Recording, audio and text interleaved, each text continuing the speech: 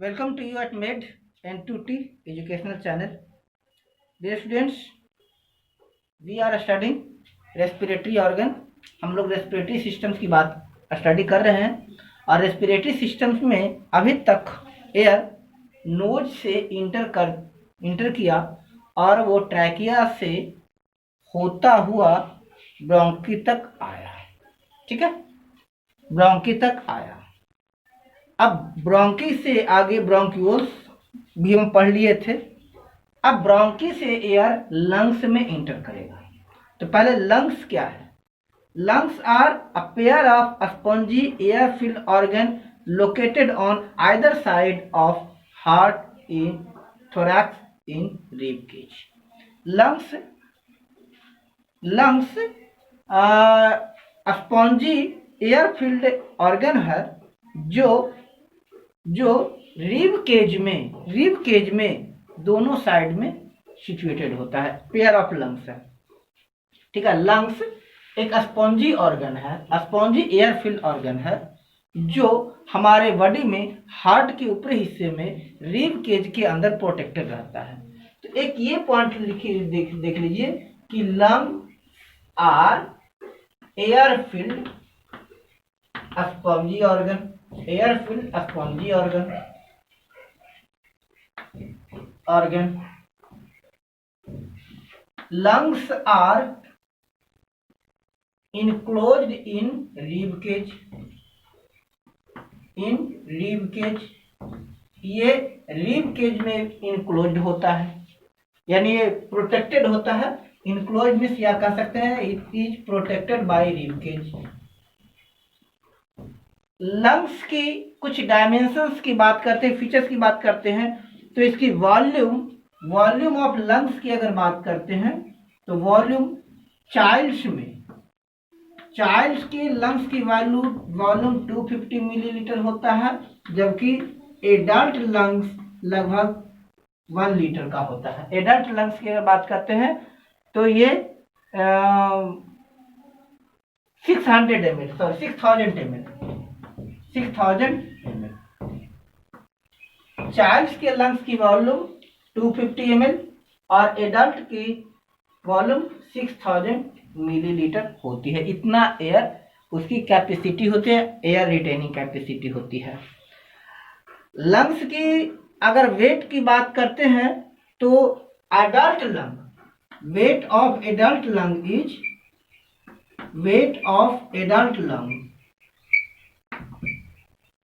It is 1 kg। Adult lung का wait लगभग 1 kilogram का होता है। अब अगर दोनों लंग्स की बात करते हैं तो इसमें एक कहते हैं जो लेफ्ट लंग है वो राइट लंग से स्मॉलर होता है। Left lung it is smaller than right lung.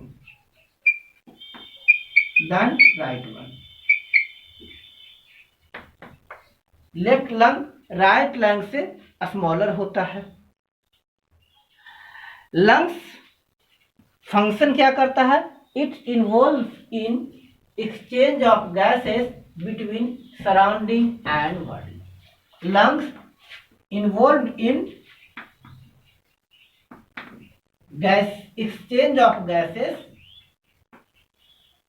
exchange of gases between body and atmosphere। यही वो ऑर्गन है जहां से बॉडी को एयर या ऑक्सीजनेटेड एयर मिलता है।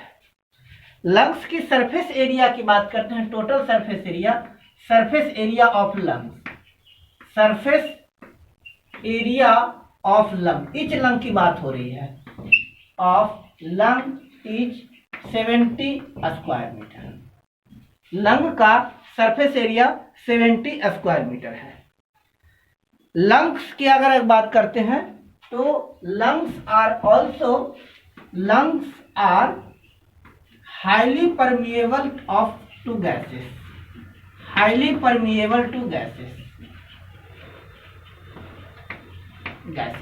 इट मीन्स लंग्स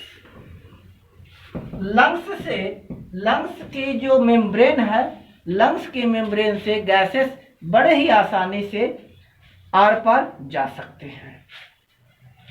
लंग्स की बात करते हैं तो लंग्स अगर देख की बात कर रहे हैं तो लंग्स के चारों तरफ डबल मेम्ब्रेन प्रोटेक्टिव लेयर होता है जिसे हम लोग कहते हैं डायफ्राम। लंग्स के चारों तरफ डबल लेयर प्रोटेक्टिव बैरियर लगा होता है जिसे कहते हैं डायफ्राम। और पूरा लंग्स प्लियोरा से घिरा होता है। लंग्स आर इनक्लोज्ड बाय प्लियोरा से घिरा होता है। क्लियर? आगे कहते हैं लंग्स की बात करते हैं तो लंग्स को की थोड़ा सा और हम स्टडी करेंगे हम तो हम ये आपका चलिए एक बार फिर से देखते हैं। ये आ गया ट्रैकिया, ये यहां से निकल गया ब्रोंकी और यहां से आ गया ब्रोंकियोल्स, इस तरह से आ गया।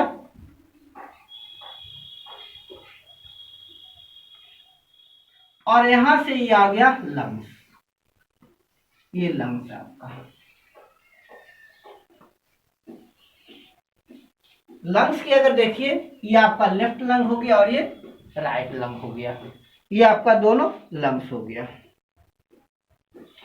आगे कहते हैं कि जो राइट लंग्स है, चलिए इसको राइट ले लेते हैं। ये राइट लंग्स है और ये लेफ्ट लंग है, ऐसे लेफ्ट है। ये 3 पार्ट्स में डिवाइडेड है, इसके 3 लोब्स होंगे, इसके 3 लोब्स होंगे 1 2 3, इसके 3 लोब्स हैं और इसके 2 लोब्स होंगे। हमेशा राइट लंग्स 3 लोब्स में डिवाइडेड होंगे जबकि लेफ्ट लंग 2 लोब्स में बने होंगे। सपोर्ट लोब, इसको अब नाम है support lobe, middle lobe and inferior lobe. ये हो गया मिडल लोब, ये सुपीरियर लोब, मिडल लोब और इंफीरियर लोब। वही लेफ्ट लंग 2 पार्ट हो गया, superior lobe and another one inferior lobe. अब जब ये जो दोनों लोब्स देख रहे हैं, दोनों लोब्स है, ये दोनों लोब्स के बीच एक छोटा सा ये प्लेट बना होता है। इस प्लेट को हम लोग कहते हैं फिशर प्लेट। 2 लोब्स के बीच एक गड्ढा पाया जाता है, 2 लोब्स के बीच एक गड्ढे नुमा स्ट्रक्चर होता है, ड्रेन नुमा स्ट्रक्चर होता है जिसे कहते हैं फिशर प्लेट। यानी सुपीरियर लोब और मिडल लोब और इंफीरियर लोब, इन दोनों के बीच जो पिट पाया जाता है इसे हम लोग कहते हैं fissure plate. Each lobe contains multiple branch of pulmonary segment that receive air from bronchus of on territory and is supported with on territory। अगर लोब्स की बात करते हैं इसमें काफी सारे ब्रोंकीज होते हैं, जैसे पता है ना आपको, ब्रोंक्यूल्स इसमें हो गए काफी सारे। तो ये सारे जो ब्रोंक्यूल्स हैं, इच ब्रोंक्यूल्स हैं, ये सारे के सारे ब्रोंक्यूल्स, अब देखिए फिशर प्लेट, इसमें अलग ब्रोंक्यूल्स हो गए, इसके ब्रोंक्यूल्स अलग हैं, इस लेयर के अलग ब्रोंक्यूल्स हो गए। इंफीरियर लोब्स की बात करते हैं तो इंफीरियर लोब्स में अलग ब्रोंक्यूल्स हो गए। तो ये अपने टेरिटरी से ही गैस का एक्सचेंज करते हैं और हर ब्रोंक्यूल्स जो जुड़ा होता है, हर ब्रोंक्यूल्स जुड़ा होता है रेस्पेक्टिव एल्वोली से। और एल्वोली की बात हो रही है, अगर एल्वोली की बात हो रही है तो एल्वोली की बात हो रही है, एल्वोली के ऊपर क्या पाया जाता है, वेंस, आर्टरीज और वेंस पाया जाता है जो गैस एक्सचेंज करता है बिटवीन लंग्स एंड ब्लड की बात हो रही है। आगे करा interlobular septum is a ball composed of connective tissue that separate two lobes. अब ये जो फिशर प्लेट था इसको एक और नाम से जानते हैं, इसको हम लोग कहते हैं इंटरलोबुलर सेप्टम। जो फिशर प्लेट है इसको कहते हैं इंटरलोबुलर सेप्टम। इंटरलोबुलर सेप्टम की बात हो रही है तो ये कनेक्टिव टिश्यू का बना एक सेप्टम होता है जो दो लोब्स को सेपरेट करता है, अलग करता है। अपर लोब ये लार्जेस्ट लोब है, दिख भी रहा है आपको। अपर लोब लार्जेस्ट लोब है और मिडिल लोब स्मॉलेस्ट लोब है। अपर लोब लार्जेस्ट है, मिडिल लोब स्मॉलेस्ट होता है। यानी सबसे बड़ा अपर लोब या सुपीरियर लोब, फिर इंफीरियर लोब और middle lobe. Superior lobe, inferior lobe और मिडिल लोब। अगर आप राइट लंग्स की बात करते हैं, राइट लंग्स का अपर लोब या सुपीरियर लोब सबसे बड़ा होता है और मिडिल लोब सबसे छोटा होता है। Left lung has tongue like projection. अब लेफ्ट लोब्स की बात करते हैं तो इनके बीच टंग लाइक प्रोजेक्शन होता है और इस टंग लाइक प्रोजेक्शन को ही हम लोग लिंग्यूलर कहते हैं। लिंग्यूल, इसे कहते हैं लिंग्यूल। इट मीन्स जो लेफ्ट लोब है, लेफ्ट लोब में भी 3 लोब पाया जाता है, बट वो तीसरा लोब दिखता नहीं है। इसमें 2 लोब हुआ, सुपीरियर लोब और इंफीरियर लोब, और इनके बीच लिंग्यूल पाया जाता है। लिंग्यूल भी वास्तव में लोब्स की तरह काम करता है। अब इसके बाद आ गया hilum. Hilum is root of lungs where it contains a structure that supply lung with blood. अब इसमें हाइलम ट्रायंगुलर डिप्रेशन है। लंग में ट्रायंगुलर डिप्रेशन पाया जाता है। ट्रायंगुलर डिप्रेशन पाया जाता है, इसको हम लोग हाइलम कहते हैं। और इसी हाइलम से जुड़ा हुआ रहता है क्या, लिम्स, जुड़ा हुआ रहता है वेसल्स, जो लंग्स और बॉडी के बीच blood, lymph fluid, pulmonary vein, pulmonary arteries, आपको नर्व्स, लिम्फेटिक वेसल सब जुड़े रहते हैं। ठीक है, ये जो ट्रायंगुलर स्ट्रक्चर पाया जाता है इसको हम लोग कहते हैं हाइलम। हाइलम वास्तव में एक स्कार होता है। सीड्स में भी हाइलम एक स्कार होता है। अब एक स्कार मीन्स वो बाहर से दिखता है ना, एनाटोमिकली स्टार होता है। फिजियोलॉजिकली अगर बात करते हैं तो इसमें काफी सारे ब्लड वेसल्स होते हैं, है ना, लिम्फ वेसल्स होते हैं, पल्मोनरी वेन्स है, पल्मोनरी आर्टरीज है, पल्मोनरी नर्व्स है, लिम्फेटिक वेसल्स है। यानी इन्हीं के बीच जो लंग्स और बॉडी के बीच जो ट्रांसपोर्ट ऑफ सब्सटेंसेस होता है, दैट इज थ्रू हाइलम। अब लंग्स की बात है, लंग्स की प्रोटेक्शन बहुत इंपॉर्टेंट है। क्योंकि लंग्स सॉफ्ट डेलिकेट ऑर्गन है। सबसे पहले तो प्रोटेक्शन के लिए क्या है, ये रिब केज से घिरा हुआ है। अब फिर भी पॉसिबिलिटी होती है जैसे मारिश में तो जर्क, यानी जर्क से बचाना, शॉक से बचाना। क्योंकि ऐसा है कि पॉसिबिलिटी बनती है कि कभी मान लीजिए बाई एक्सीडेंट मतलब कोई भी जो बोन्स है वो क्रैक कर गया, है ना, जो रिब केज का बोन क्रैक कर गया। अब रिब केज का बोन क्रैक कर गया तो उससे प्रोटेक्शन के लिए क्या है, बचाने के लिए क्या है, ताकि वो लंग्स डैमेज ना हो। तो इसके लिए सबसे पहले प्लूरा है। Pleura is a tissue that wrap around the outside of lungs. Lungs के बाहर चारों तरफ एक प्रोटेक्टिव टिश्यू पाया जाता है। लंग्स के बाहर चारों तरफ एक प्रोटेक्टिव टिश्यू पाया जाता है, इसे कहते हैं प्लूरा लंग्स को शॉक से भी बचाता है। Pleura it is a cavity of thin fluid filled space between 2 pulmonary pleura. अब ये जो प्लूरा है, एक और प्लूरा आ गया, 2 प्लूरा है घिरा हुआ लंग्स की बात है। इनके बीच के हिस्से को हम कह रहे हैं प्लूरल कैविटी।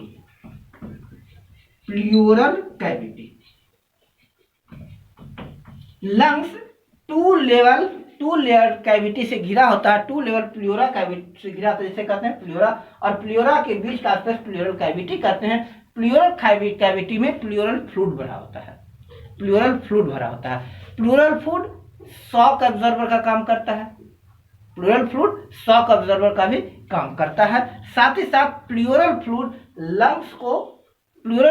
लंग्स के मॉइस्चर को बनाए रखता है, लंग्स को लुब्रिकेट करता है ताकि लंग्स ढंग से फंक्शनिंग कर सके। आपको पता है कि लंग्स में काफी सारे एल्वोलिज हैं। अगर लंग्स में फ्रिक्शन हो तो एल्वोलिज के बीच फ्रिक्शन होगा, फ्रिक्शन से पॉसिबिलिटी है एल्वोली डैमेज हो जाए। इसीलिए यह आवश्यक है कि वो कंटिन्यूसली लुब्रिकेट रहे। जैसे आप भी देखते हैं कि बाहर इंजन में देखते हैं कि जो पार्ट सबसे ज्यादा मूव करता है, जिस पार्ट में सबसे ज्यादा मोशन होती है, वो पार्ट उतनी ज्यादा लुब्रिकेट उसको रखने की आवश्यकता होती है। तो लंग्स को भी लुब्रिकेट रखने की आवश्यकता होती है। और लंग को लुब्रिकेट कौन करता है? Pleural fluid. प्लूरल फ्लूइड का मेन क्या काम, फ्लूइड का काम है? एक और काम, दो काम हो गए। पहला जंग से बचाना और दूसरा लंग्स को लुब्रिकेट रखना ताकि लंग्स के जो एल्वोलिज हैं, दो एल्वोलिज आपस में फ्रिक्शन ना कर सके। डायफ्राम क्या है? Diaphragm is dome shaped muscle located below the lungs and heart. Lungs और हार्ट के बीच एक डोम शेप्ड स्ट्रक्चर है। It is made up of muscle and tendon, जो कि डायफ्राम किसी का बना होता है? टेंडन एंड मसल्स का बना होता है। ये लंग्स और हार्ट दोनों को कैविटी में बंद कर देता है। यानी सबसे पहले ऊपर क्या हो गया? सबसे ऊपर रिब केज के बाद आ गया डायफ्राम क्या कर? प्रोटेक्टिव लेयर के का काम करता है। किसका? लंग्स और हार्ट दोनों का, चूंकि दोनों डेलिकेट ऑर्गन है और दोनों इंपॉर्टेंट ऑर्गन है। एज डायफ्राम कॉन्ट्रैक्ट, अब डायफ्राम से एक्सचेंज कैसे ऑफ गैसेस क्या होता है? तो जब डायफ्राम कॉन्ट्रैक्ट करेगा तो लंग्स का जो कैविटी हो गया वो एक्सपैंड कर जाएगा। जब डायफ्राम दोनों के बीच का स्पेस है, रिब केज और लंग्स दोनों के बीच में डायफ्राम है। अब डायफ्राम ही रेस्पिरेशन में क्या करता है? डायफ्राम जब कॉन्ट्रैक्ट करेगा तो क्या होगा? लंग्स एक्सपैंड कर देगा। जब लंग्स एक्सपैंड करेगा यानी एल्वोली फैल जाएगा तो उस कंडीशन में एयर क्या हो जाएगा? इनहेल हो जाएगा, मुंह से अंदर जाएगा। अब जो अंदर आ गया तो उसके बाद फिर क्या करेगा? लंग्स फिर आपका डायफ्राम कोलैप्स करेगा। जब लंग्स कोलैप्स करेगा, ठीक है, जब लंग्स एक्सपेंड करेगा तो वो कोलैप्स करेगा। जब डायफ्राम एक्सपैंड करेगा तो लंग्स कोलैप्स कर जाएगा, उस कंडीशन में एयर बाहर निकल जाएगा। जब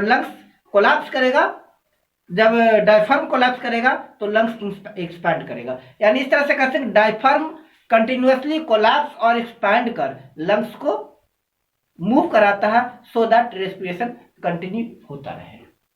this was all about lungs. In the next video we will study about alveoli। और एक और इसमें पॉइंट्स आ गया है रिब केज। इन दोनों की और बात करेंगे। रिब केज में ज्यादा नहीं देखना, मेन हमको एल्वोली में पढ़ना है एल्वोली क्या है। keep continuing with us and after that we will start transportation for this. Thanks for watching this video.